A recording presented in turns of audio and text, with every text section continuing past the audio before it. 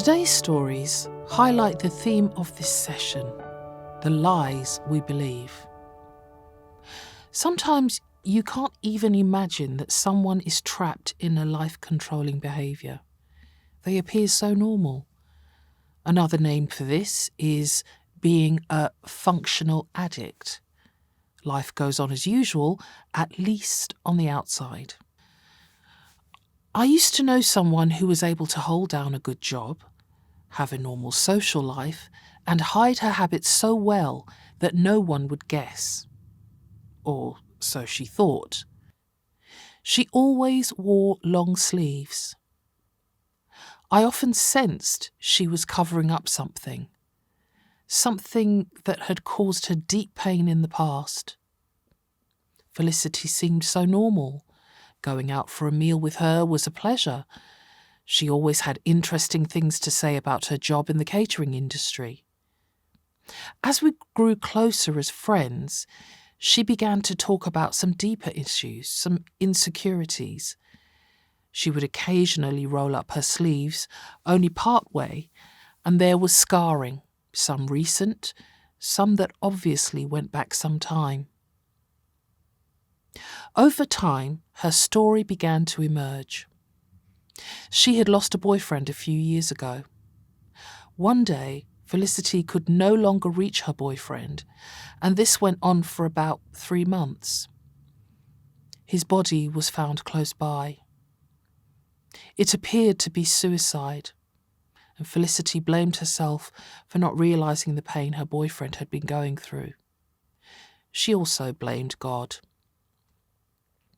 Her way of dealing with the emotional pain was with the physical pain of self-harm.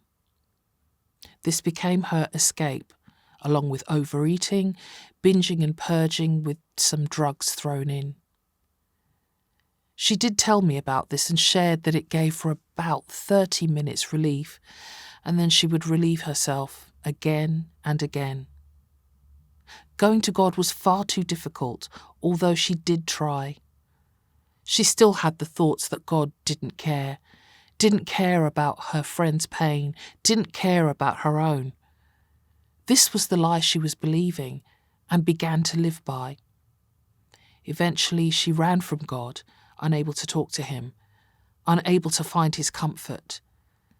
She carried this burden around with her for a long time.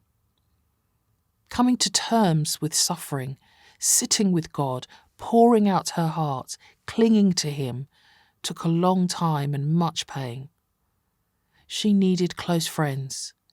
She needed courage. But taking little steps every day, she moved forward and sometimes took some detours. She eventually found God's shalom peace and presence, but it took time. All this time, nobody, apart from a couple of friends, had any idea that Felicity was carrying this kind of burden behind the scenes. Now for Pedro. The day I met with Pedro, he was having a rough day.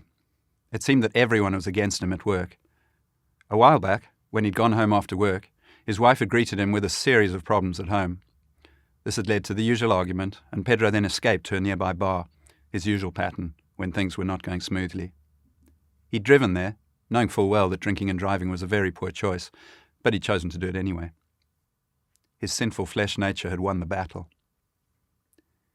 He'd got in the car to drive home, even though he knew he'd drunk too much to drive.